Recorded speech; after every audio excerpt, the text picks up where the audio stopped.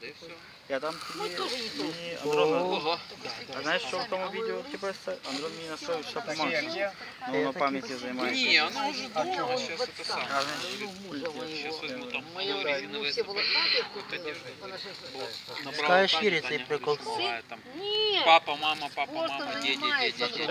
Помагає. Ірі скажеш, добре? А в неї ця передня теж настроїться? Говорит, возьму сапоги, там одежду, говорит, заберу малую. Я би не знав, що мені настроїв на Іру телефоні, він теж знімав кончик. І каже, головне всі подивіться. Плавно водити. А що плавно водити, це руку ставиш під руку і тако водиш. Ну, типа, щоб штатива нема. Одного руками. Он взял, вчера заходил,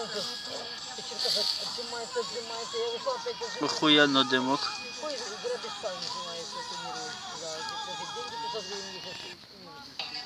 Раз банки, Спочатку подумай, потім отжимайся. Он говорит, мам, не думай, такая обстановка, ходит, там же собака.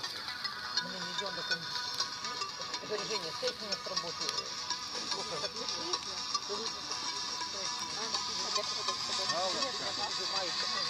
Ну так, относительно. На территории.